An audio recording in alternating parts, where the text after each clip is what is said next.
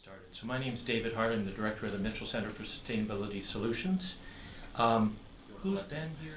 I'm going to pitch in. So I'm really just going to hand things over to Allison Gardner. She's a new assistant professor in biology and ecology here, and Brandon Lieberthal, who is a postdoctoral researcher in civil and environmental engineering. I think I'm about to be very jealous about a bunch of students who went to a way cool place that I've never been, but I'm looking forward to finding out more. So welcome, everybody. Good afternoon, everyone. Thank you for being here. I'm Allison Gardner, and this is Brandon Lieberthal. So we're here with a group of our students today to talk about a new short-term study abroad course that we ran for the first time this semester. And I probably need the slides. Yes. So we're here to speak about our new short-term study abroad class that we just ran for the first time this January. So the focus of the class is on sustainability and conservation challenges in island ecosystems that are imperiled by climate change.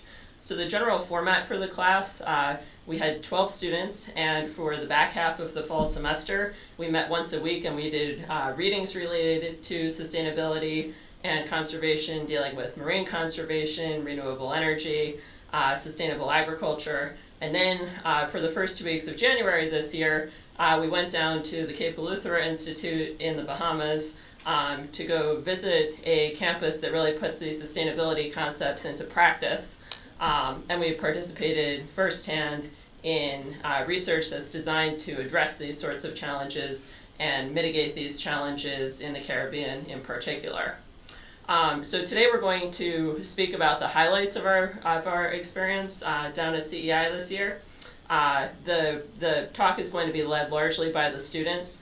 7 of the students who participated in the course were able to make it today. Another about half of the group had class conflicts and unfortunately weren't able to be here. But just to continue speaking briefly about the class before we get started. As we were putting together the course, it was extremely important to both me and Brandon that we try to represent a very interdisciplinary group for the class. We recognize that the majority of sustainability and conservation challenges are going to be ameliorated only by interdisciplinary teams of researchers, but the unfortunate reality is that oftentimes there are very limited opportunities for students to interact with interdisciplinary groups, even within STEM, in the typical classroom environment. So our goal for this course was to bring together a group of students from both the natural sciences and from engineering to interact with each other, both on campus for that portion of the course and then on the trip as well. And we wound up having a pretty broad representation of majors in the class. We had about a third of the class from the College of Engineering, civil and mechanical engineering, and then the remainder of the students were from NSFA and LAS majors. We had biology students, EES, chemistry, earth science. So a pretty diverse group that represents the full range of expertise that's required to tackle many of the STEM challenges that exist in island ecosystems these days. So to give you an outline for the talk today, we're going to focus on 3 different points. First, we're going to discuss the experiences and the challenges of living in a quote-unquote sustainable way for 2 weeks that the students experienced at the island school down in Eleuthera this January. Secondly, we're going to provide a broad overview of the types of sustainability and marine conservation challenges that exist in island ecosystems imperiled by climate change. And then third, we're going to highlight ongoing conservation and sustainability research efforts to mitigate the impacts of climate change and land use intensification that are ongoing at the Cape Eleuthera Institute. At the end, we're going to wrap up with a few minutes of Q&A that the students are going to lead. And at this point, I will turn things over to our student speakers today. We have Morgan, Hayden, Sammy, Jade, Emily, Allie, and Cole. And then Brandon's going to wrap up at the end of the talk. Thanks again. Okay, so I'm Emily. So the Bahamas is located in the Caribbean, and it's actually the closest island nation to the United States. It's located right off the coast of Florida. The island that we stayed on is called Eleuthera, and it's a very long but thin island. It's about, from tip to tip, it's about 110 miles, but it's only like 2 miles wide. So while we were there, we spent a lot of time along like the beaches and stuff, because it has about 210 miles of coastline, and it was originally discovered by the British and was eventually founded or settled by some free slaves. So, as expected, the temperatures were much warmer in the Bahamas while we were there. Usually they're between, at this time of year, they're between 70 and 80 degrees Fahrenheit, which was pretty nice to escape from January in Maine. The water was also very warm. Usually it's about 72 degrees, which made for some good swim time. But over the past few years with climate change, there's been a lot of noticeable change in weather patterns. Storms are becoming stronger, and that causes more damage along or in these islands. And then as the water levels increase, important geographic features are disappearing. Hi, I'm Allie. So the Bahamas is a developing country, and tourism is their main source of economic sustainability. It makes up about 50% of their labor force. Bahamian tourism is really centered around their natural resources, like the beaches, the reefs, the seafood. Can anybody think about how climate change might impact tourist activities and attractions?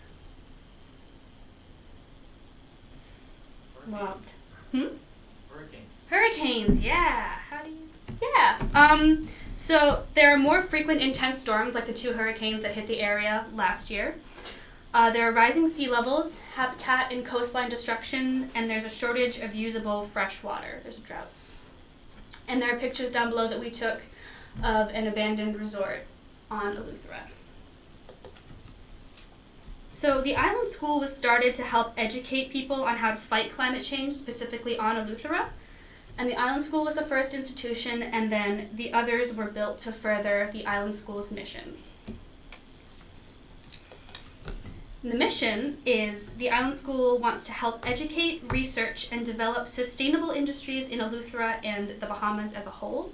And they hope to make students better global citizens by restoring a sense of wonder and respect for biotic and cultural diversity. So, living on campus, we shared the boys' dorm, is what they called it, with 12 students from the University of Illinois. We had to do pretty minimal chores like sweeping and mopping the floors because sand accumulated pretty quickly. And we were allowed 60 seconds of shower time a day. And the water was solar heated, so it wasn't usually very warm. So you didn't want to stand under it for 60 seconds anyway, so that's fine. And the meals, the whole campus met 3 times a day for meals. You were not provided snacks, and bringing your own was discouraged because of single-use disposable packaging. You had to do dish crew 3 times during your stay, which means you help set up for dinner and then you do all the dishes afterwards. All the pork, chicken, and salad we ate was grown on campus. And while the island school tries to be as sustainable as possible, they do currently import about 89% of their food. Hi everyone, I am Jade, and up next we're going to actually talk about the Cape Eleuthera Institute. So even though they do import a lot of their food, they do grow some themselves on campus, as well as they do resource from some off-campus places.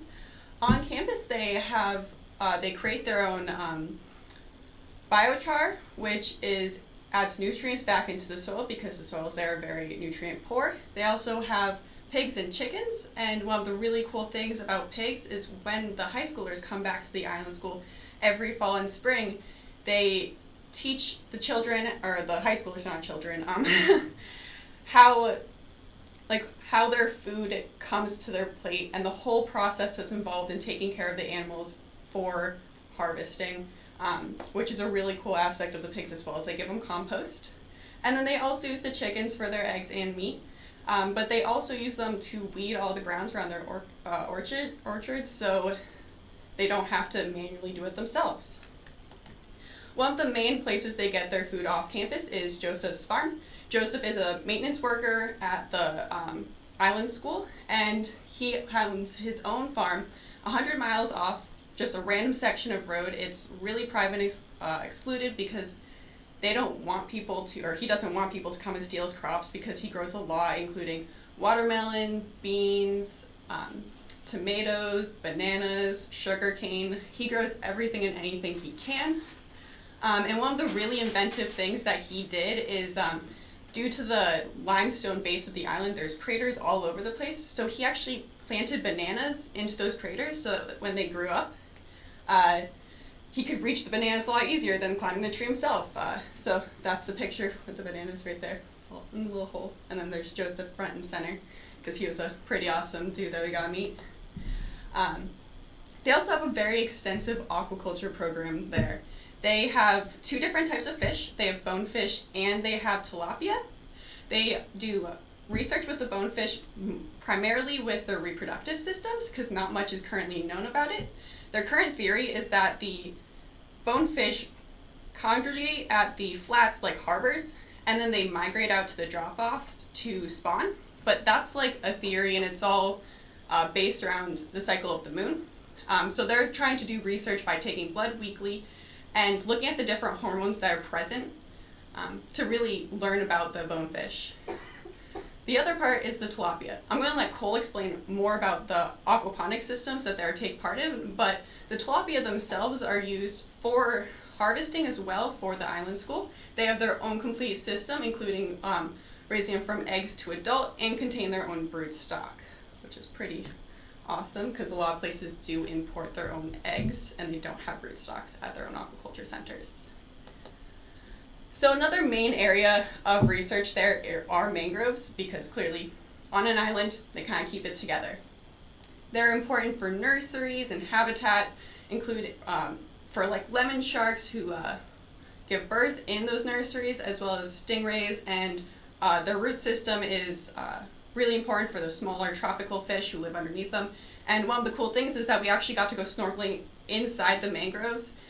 So you go and you just stick your head straight into the mangrove roots, and you just sit there and watch all the fish swim and play, and it was really awesome. Another really important aspect is clearly their flooding and erosion control. And as an island made out of limestone, clearly a lot of mechanicals go into keeping the island intact, and mangroves are the main source of doing that currently, which is really hard since both there's human destroying of this habitat, as well as there's an invasive species called the casuarina pine, I think. And what happens is these pines outcompete the mangroves, and so since they're fast-growing species, they don't have complex root systems. This means that they fall over super easily. So unlike the mangroves, which stay during these hurricanes, these pines will just fall over, which is can really devastate the shorelines.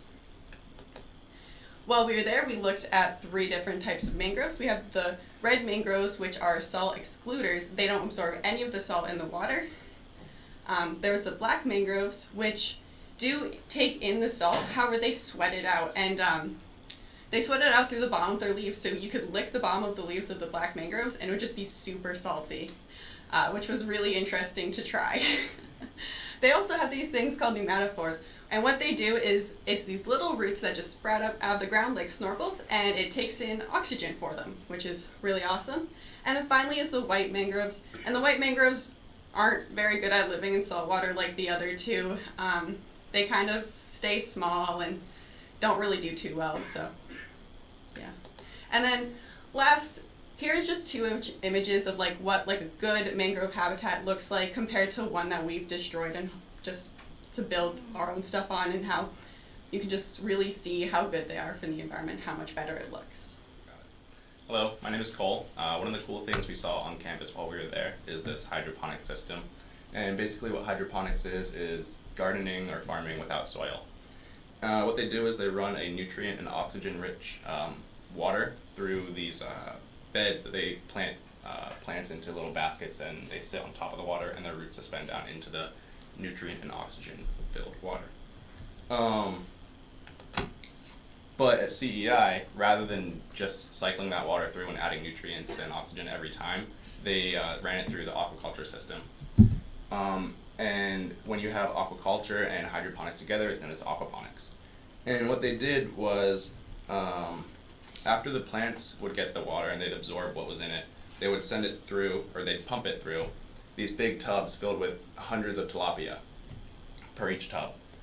And the tilapia they'd feed them with regular fish food, they'd do their thing, and the waste and that water would be drained out into a filter, which is in that middle picture there, that black filter there. Would filter out the solid particles and let dissolved nutrients and whatnot from the waste flow into these big vats filled with little beads that increase surface area for bacteria. So that bacteria could turn the ammonia from the fish urine and fish waste into nitrite and then into nitrate eventually. And directly from there it would go back to the plants, back to the aquaponics, which you can kind of see behind in that middle picture again. And the cool thing about that is the only fortification for the water that they did was they added iron and a substance known as Acemax to it, which is a mild insecticide. Everything else was directly from the fish waste. And so the fish were fortifying the water for the plants, and then the plants would purify the water for the fish. And it would go from gravity from the fish to the plants, and then they'd have one pump from the from the plants back to the fish. And what are the benefits of doing something like this? Well, when you use aquaponics, you don't have any machinery really. There's just one pump, which I wouldn't really consider machinery. It's very easily controllable and manageable. You get little to no weeds, and when you do, they're easy to spot. Also, water is recycled, and you don't need to water the plants because their roots sit in the water the whole time. And with that, there's also little water loss. And some of the big problems with traditional farming or gardening is soil degradation and leaching. And when you run it through a system where it's recycled, you're actually not getting any of that. So it's a great alternative. So, I'm Morgan. Hi. So, while most of this, everything's already been talked about, is mainly CEI, the Cape Eleuthera Institute, I'm here to now talk about the Center for Sustainable Development. They, here at the center, work more directly on sustainability processes and projects in which can further help the island school and the community around it. And so, in progress, they currently have synthetic diesel, which I'm here to talk about today. It's awesome stuff. Biochar, which Jade already talked about previously. And then completed projects that are currently in use at the island school and CEI campus are photovoltaic cell panels, which is solar panels, and then strict sorting of inorganic waste, which Allie mentioned previously really quickly, in that they were extremely strict on our inorganic waste and how we sort it and everything like that. And that's the building picture behind it. And this is the CEI building, and the upper portion is all offices. And then right in this building, there's huge containers in which they have it separated down all the way from cardboard to different types of plastic and where it should be sorted to. And then finally, they rely on a wind energy production, which Emily will talk about further. So does anyone know how you can go from plastic to fuel? Anyone got any ideas? You, sir, over there. Combustion. That's a great choice, but unfortunately it is pyrolysis, which is a good form of combustion, but it's actually anaerobic combustion. And so what they're doing at the CSD Institute is that they're using this contraption over here, which we all thought was interesting. It's a small setup in the parking lot of CSD in which they have the anaerobic degradation of plastics, in which they are melting down regular plastic waste, which we have, such as water bottles, styrofoam containers, anything that we can't get rid of organically. And so they're melting this down into a liquid, which is breaking down the polymer bonds into monomer chains of impure hydrocarbons, and they're looking to see if those are an alternative to gasoline and diesel. So gasoline can use anywhere between 4 hydrocarbon chains to 12 hydrocarbon chains. Diesel is anywhere from 8 to 24 hydrocarbon chains. They're currently getting results that are between 4 hydrocarbons and 30 hydrocarbons. So they're looking to see what they can do with this and potentially use it with their vehicles and use it to as an alternative source of diesel energy. And then this, for the rest of the island, using solar and wind energy, we looked at the comparison between these three places. We stayed with the University of Illinois kids, so we want to talk a little bit more about that. But the state of Illinois says 9.4 cents per kilowatt hour is what they charge customers to use energy. Maine uses 12.78 cents per kilowatt hour, and then the Bahamas is even higher than that at 17.56 per kilowatt hours. Currently, all three of these places are looking at using renewable energy as a way to reimburse customers if they put energy into the grid system. But the only one that has a system in place is the state of Illinois, in which they have a bidding system for RECs, or renewable energy credits, in which companies will work towards being energy efficient and even putting energy back into the grid, and then the state will pay for that. Maine, we looked at a bill, but it was unfortunately vetoed, and it's still in delegations, and we're looking further into that. But what's important is that the Bahamas have no renewable power policy, and so what the island school is producing for energy and what they return to the grid as an overage is not being reimbursed. And so they're looking further into that. The island school, CSD, CEI are all working together to then discuss with the Bahamas and the country on what they can do to reimburse each other and help each other out. So Emily's here to talk more about that information. So on the island school, they had a few different ways of gathering this renewable energy, and one of the biggest ones was solar. So they're mostly known as solar panels. The technical term is the photovoltaic panels. So pretty much they're made up. The black that you see is silicon, and when it's struck by light, the photons cause it to generate a current, and then that current travels along the aluminum strips and then into a converter, and then we can then get the electricity from it. So the ones that we saw on this campus were 100 kilowatts, and they were located on many of the buildings, as you can see there. And like that last picture shows, it's multiple panels that are on each building. So yeah, and then the reason why solar is good is because there's very little maintenance required. Like, you have to clean them off every so often so that they're gathering as much light as possible. And where there's no moving parts or anything like that, there's really no other maintenance required, and they have a long life of about 20 to 25 years. And even still, they're still about 80% efficient, so like they're pretty solid. And in a place like the Bahamas, it kind of makes sense to capture that light. The other type of renewable energy that we saw while we were down there was wind.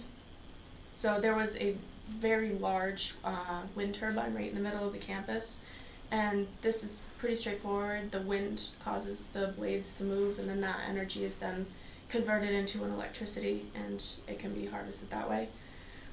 The turbine that we had on campus was 10 kilowatts, and this turbine is a little bit different than the ones that you'd see in Maine. This one, it can rotate around so that it can capture wind from any direction. And this is because where it's on an island, it receives a lot of wind directly from the ocean, which varies in direction a lot. So it spins so that it can capture as much of that energy as possible. Wind turbines, such as this one, do have a lower and an upper limit. There is a minimum speed required in order for it to capture energy. So just because, I think while we were there, we saw it spinning almost constantly, but just because it's spinning doesn't necessarily mean it's producing electricity. There is also an upper limit where for this one, it was 10 kilowatts, so just because it's spinning faster and faster, like the maximum it can produce is 10 kilowatts. There is a little bit of maintenance required. They said that so for the island school, for example, they would take it down about once a year for just regular maintenance. They also have to monitor for storms and stuff, because if it spins too fast, it can damage the blades. So they want to preserve that for as long as they can. Overall, So solar panels have about a 15% efficiency, and wind turbines are about 20% efficient, which is slightly lower than like a normal, say, engine that you think of. Engines are about 40% efficient. But where the source is coming from a free source, it kind of just makes sense to harvest it since it's there anyway. The campus that we stayed on was still only about 30% renewable energy. The rest of it they got from other sources such as, say, fossil fuels. The reason why it's not higher is because of typical constraints such as space and money. Like, they only have so much roof space to put the solar panels. They can only have, like, the wind turbine took up a large area, so they have only a limited space for that. But as I said before, solar is really good for the Bahamas because of all the sun that they get. Wind also makes a lot of sense to have down there because where it receives so much from the ocean. One of the downfalls though is that it is quite expensive. So each of the solar panels that we saw, like the one that guy is holding, is about $180, and where you have multiple on each building, that price adds up very quickly. And then the wind turbine that we looked at was about $50,000. So to overcome that initial cost would be difficult. But where this campus focuses on sustainability, renewable energy is almost a necessity for them. In Maine, the renewable energy that we see here is mostly wind and hydroelectric. The wind, with the very mountainous terrain that we have, there's a lot of high winds up there, so we can capture that energy. And then we also have a very long coastline with lots of current and tides that come in, so we can capture that through turbines. But as Morgan discussed earlier, policy and law can make it kind of difficult to overcome some of the different things that go into that. So, and this was another thing that we saw while we were staying on the island school. This comes from their main website. It's just charts that keep track of usage and consumption of electricity and water, so it just kind of makes people aware of what they're using. They also monitor other things like weather and stuff, but I just thought it was pretty cool that you could go right onto this and you could see exactly how much you're using. Like, you could break it down to the building, and so just being aware of what you're using is important. This photo was taken by one of our students who is not here, and it's a very high quality photo, so I'd like to appreciate it for a second. With marine conservation, why should we care in general, or why should places like Eleuthera care? Islands typically don't have the best or a large economy, and so tourism is a large part of that. And having healthy reefs, healthy ocean is a big way to bring in people and tourism and money. And furthermore, reefs they're home to so much biodiversity. I think it's 1% of the ocean floors are reefs, and about a quarter of all the fish in the ocean can be found within the reefs. Another thing, we are the biggest offender, or I hope not we, but humans are the biggest offenders to degradation. So some of the reefs in Eleuthera, Bahamas. It brings about 5 to 6 million people to visit each year, which rakes in about 62 million. Like I said, you got 25% of all the fish in the ocean can be found in reefs. And while we were there, we had plenty of almost daily opportunities to snorkel. Some of the coolest things we're going through when you'd see these schools of fish in all the corals, and you'd look to the right, there'd be a stingray flying by. Seeing stingrays in the water is one of the most wild experiences you can have, and it was a lot of fun to do. For reef conservation that they're doing at CEI, they started a nursery for these staghorn corals. They have about 4 different species, and they're growing it, and once it's healthy, once it's starting to grow, they'll take it and they'll transplant it onto these reefs that are beginning to degrade or have been degraded. And the aim of that is to jumpstart further recruitment for more coral species and to help build back that reef. It's happening worldwide. It's not just in the Bahamas. Obviously, small island places that rely on reefs and rely on tourism want to kind of focus on that more, but reef restoration is all over. My name's Hayden. As Cole said, about a third of our activities that we actually went on involve snorkeling, and it's to any of you that actually haven't snorkeled around a reef, it's crazy how many of these fish you actually just see. I mean, we got sent out one day to try to go count the fish and get a diversity index going on them, and everyone instead was overwhelmed and didn't keep track of any of the fish they saw. We didn't do a very good job with that. One of the endangered species to the area is actually the queen conch. It's pretty essential to the Bahamian way of life and their actual cultural identity. They've been eating it for, pretty much since they've been there, and it used to be their #1 export, but in recent years, their numbers have actually declined to the point where they need to put in controls. So you can't harvest the queen conch anymore unless it's actually got a 1/2-inch lip to protect it, but they do still sell it, and I heard they're good to eat. One of the other endangered species there are the green turtles.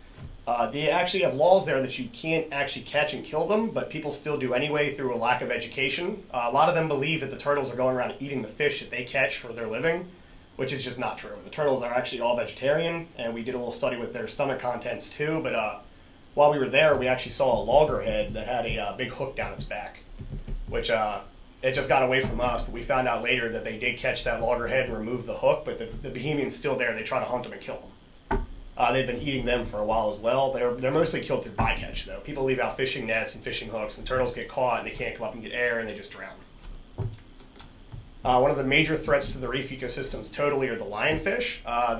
They're from the Indo-Pacific, and they were released from 8 species out of an aquarium in Florida. From those 8 in Florida, they actually have they've gone up past North Carolina now. They've taken over the entire Caribbean, and they're going down to South America. They have no natural predators. They're extremely prolific breeders, and they eat pretty much anything that fits in their mouth. What they really do is they go through and they eat the young of algae eaters, and when the algae eaters are gone, the algae overtakes the corals and just destroys the whole ecosystem. A major problem with trying to get rid of them is they live extremely deep down as well as on the reefs, and they're venomous. They have 18 total spines altogether. They have 13 running down their back, 2 on their fins, and 3 on their anal fins. And this can make trying to catch them and eat them for a local fisherman that's never really run into them a big problem. You really can't go through and fillet something if you don't know when you touch it you're going to lose feeling in your hand for a couple weeks. It'd be a big deal. They supposedly taste very good. When we were there, we got to fillet them. They actually removed some of the spines for us, but not all of them. It really wasn't hard to fillet once you knew where they were. They taste really good, but they don't really come with a ton of meat on them. I mean, for us around here, it was a decent amount of meat, but for them down there, the amount of meat they're used to getting on one fish, it's not there. The actual CEI tried to do a control study where what they did is they went around and they chose to remove all the lionfish from certain reefs to try to get the numbers down, and they didn't remove them from others, and they looked at the populations. The ones they removed all the lionfish from, while the reefs actually started to grow again and the coral started to come back, they had to constantly keep redoing it. They couldn't get down deep enough to actually remove the majority of the lionfish that were at the deeper depths. So as soon as the humans stopped coming through and removing them, their populations just blew up again, and they would just come in and remove all the algae eaters again. Hi, I'm Sammy Clark, and one of my favorite parts of the trip was going to the Leon Levy Plant Preserve, which is a 25-acre preserve in Governor's Harbor, north of where we were. And they focus on research, propagation of native and endemic plants from the islands surrounding Eleuthera, and also education of younger people. And our guide Ethan had been there since the very beginning, and so he was an expert, and he played a huge role in creating the trails and also collecting all the species because he was a botanist. So you can see in this picture, he was very proud of his tower. It's called Ethan's Tower. It looks like something that Tarzan might live in. Thought it was so cool, and you could see the whole preserve from it. And then down here is where they propagate all of the native plants, and they actually give them out to local communities as well as in the preserve. And then there's also running groundwater, so there are all these cool little waterfalls around the park, which I really liked.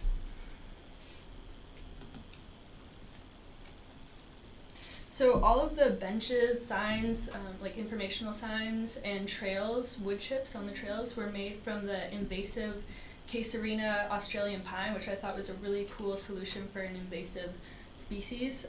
And the trails led to living herbariums of poisonous plants, and then medicinal plants, and rare orchids and mangroves. And so that orchid down there actually smelled like juicy fruit, bubblegum, or marshmallows to me, which I thought was really cool. And then there's life leaf, which has medicinal properties, everything from bug bites to headaches. And then up there is an air plant, also known as an epiphyte, which is a plant that grows on a plant. And then I don't know what this plant in the top right corner was, but it grew something, so that leads into my next part about the edible history section. So there was a part where Ethan was talking about the food crop history of Eleuthera, starting with the Lucayan indigenous people who grew pineapples, which are in this bottom picture, and sea grapes and cocoa plum. And later on, English settlers brought in key limes, oranges, sugarcane, and mangoes. And in our class, we discussed a lot of the issues that Eleutherans have with the thin, nutrient-poor soil. So it was interesting to see in this living exhibit how there was all these different food crops that they were cycling through, trying to figure out which one is going to be the best for Eleuthera. And I don't think they've figured that out yet. And so the soil here was also rusty red, which is very different from where we were staying at the island school, where it was white limestone. And that's actually because in the Saharan desert, they'd have dust storms that would pull up the red soil, and then it was just deposited here through hurricanes, and so that's why the soil is that rusty red color, and adds iron to the soil. And at the preserve, they also look at climate and weather changes, and Ethan actually takes in 3 undergrad interns every summer, which UMaine students I would definitely look into if I were you. And they look at the tree stand growth over time. And Ethan's told us at the end is that he hopes that with impending climate change and sea level rise, that the preserve can be used as an arc to bring all of these unique plants to higher ground. Hi, I'm Brandon.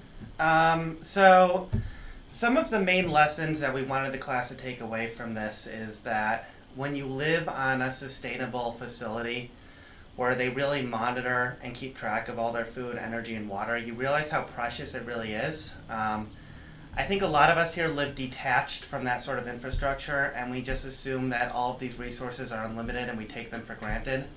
They're really not. I think it's everything you buy from the grocery store. Every time you turn on a light switch, you should really think about where it came from and how much of that we really have left. The second main lesson is that sustainability is a challenge and an opportunity. Caribbean nations especially are going to be very susceptible to climate change.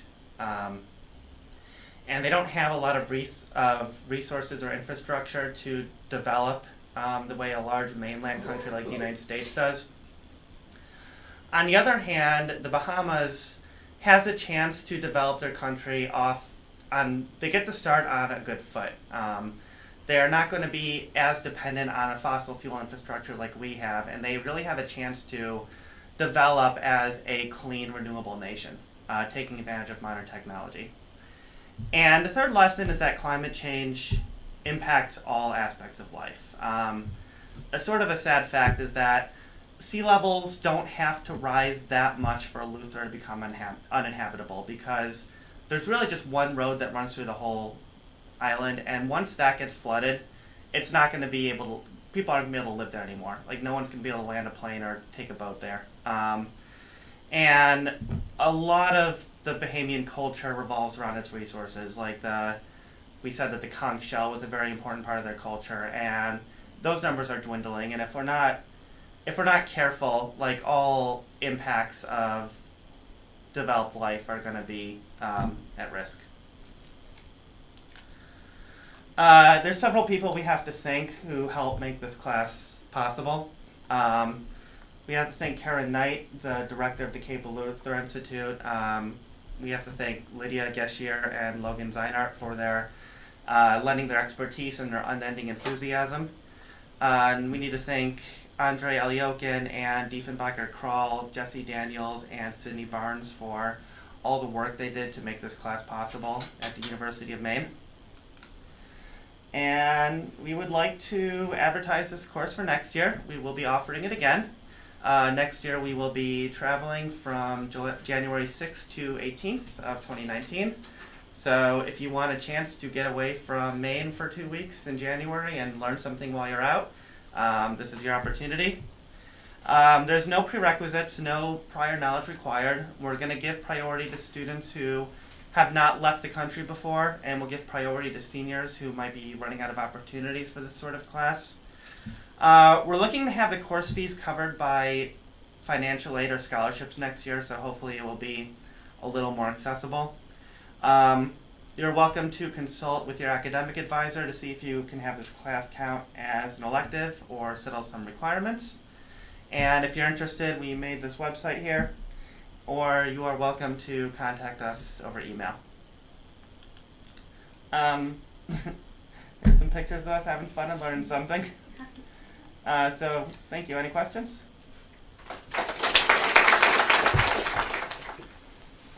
Yep. Before I ask a question, I'd like to say I was really highly impressed with the organization of the class, with the professionalism of the speakers, with how each one gave a different facet and was all connected. You guys were rock stars, and I've seen people with PhDs do a lot worse. What was going through my mind while you were talking was that hands-on relevant learning, not only at college levels, but at high school and below is so important. And you don't need to go to an island like when students work in the Penobscot River, work up when future lobster people work on the pH of the Atlantic. And, you know, it's just so frustrating that we limit so much of our stuff to sit, take notes, and regurgitate. So I'd just like to ask whichever of the students would like to answer. How did your learning experience compare to your sit-down class experiences? Actually seeing all the fish around the reef system versus learning about it in a book really brings it home. It really makes it live. I mean, we can sit here and we can learn about the effects of human waste on reefs all day and endangered species and things like that, but if you actually go out there and you see an actual physical reason to defend them and try to keep them around was something else. I don't know why. One of you had a slide up there comparing energy prices in different states. Yeah, that was me. Yeah.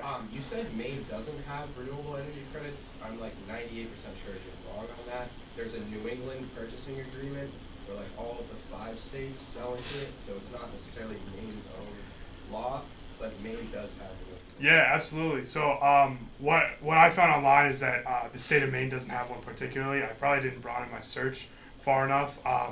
I was mainly more interested in what the country of the Bahamas is doing and what they're working towards, and I was looking a lot at the prices and to see how much the state of Maine pays and how much consumers. I mean, I don't thankfully own a home yet, but I know everyone who does own a home has to pay their electricity bills and stuff like that, and they, you know, you pay this amount per kilowatt hour. The state of Illinois pays this amount, and the Bahamas has to pay it too, but there's a much more convoluted process in which how they receive their energy through whether through diesel or and just imported energy costs. And I think I missed that part, but yeah, I definitely looked a lot more at the Bahamas and how that works. So were you trying to say there's correlation between subsidies we put on renewable energy and the prices?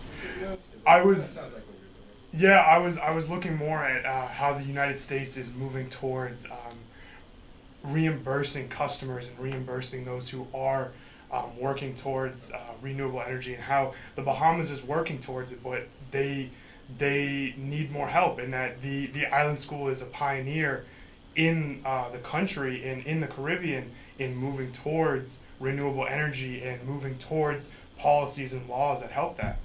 So, yeah. Any other questions? Yes, sir. Yeah, so maybe I missed it, but does Eleuthera have capacity to store some of the renewable energy that's being produced on the island? So a lot of what we spent most of our time right on the island school, and so on there, like as I mentioned before, it's mostly on the rooftops, like the solar panel stuff. But when we went off of the island, there was a significant difference in economic levels. So where renewable energy right now, where it's so expensive, really wouldn't see something like that. There definitely is plenty of space. Like they have several buildings and stuff that would make it a great spot for solar panels, or open land that would make it. It would be used for like wind, but money is a complicating factor in that case. So do they have like battery storage with the? And yeah, that was also something that we had talked about. That's what they're looking into. They're looking into, getting these batteries onto the campus so that they can store the energy. And again, that's another money problem. But yeah, that's one of their major steps that they're looking at. That's just to follow up on that. That's one of the important parts in why the school is working with the country, in that right now they don't have a lot of storage options, and so their excess goes into the power grids down there, and so that's leading the talks. And what can the country do for the school? What can the school do for the country in this excess power? Until they look into batteries and further onto that. So. A few of you mentioned that after living sustainably for the 2 weeks, you realized how many things you take for granted that we have up here. I know that having an experience like that will really open your eyes to it. Do you think there's anything that we could do in our educational system, not necessarily sending all of our students to a place like that, just to kind of open their eyes to the effects that this really has on other places in the world, because we don't really see that directly in our society every day? Did that give I think anybody at least, any ideas? so for me, one of the things that I noticed, like coming back, as you said, it makes you more aware. So now I'm just like, oh, turn off the lights. But like when I say that to another person, they like roll their eyes, So I think by just like kind of generating a conversation and like getting people more open to the idea of like, hey, watch what you're using, yeah, there just seems to be kind of a displacement in that sense. 60-second showers. Yeah. Constrict the dorms to that, people learn quick. That's true. Speaking of quick showers, how do they handle the problem of getting water? They use cisterns from the roof or wells, or how do they do that? Yeah, so all buildings on campus had a rainwater collection system with their own cisterns for each individual building. So our dorm specifically had a cistern. We found it fairly quickly because it's just a metal plate over a hole in our living room. But it's the entire rainwater system, all the gutters, ducts, and everything like that, feed right into it. And then, as Emily showed on the graph page, we can view our own cistern levels and we can watch it. We had some scattered showers while we were down there, and so we didn't have to worry about that. But they told us that if we run out of water, like, there's no other building on campus in which we can shower and drink water, and so we would take ocean showers. So thankfully we didn't have that problem.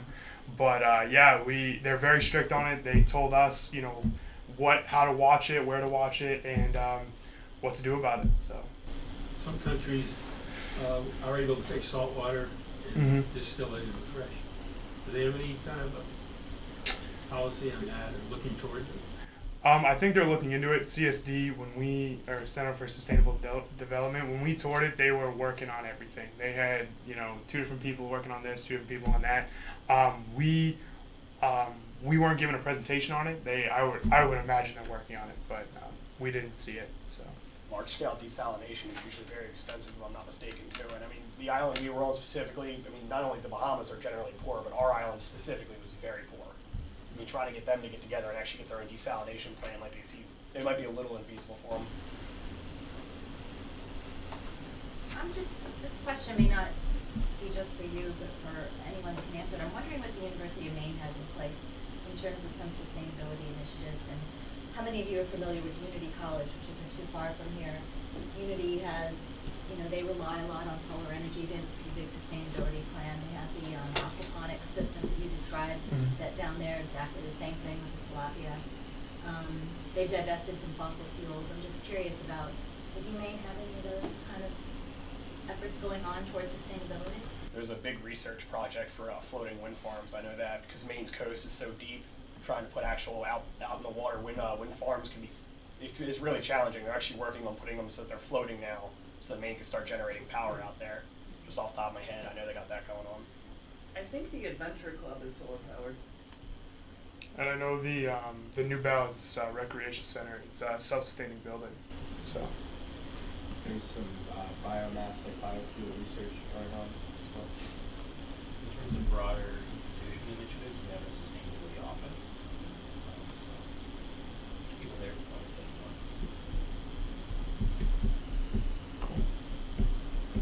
questions?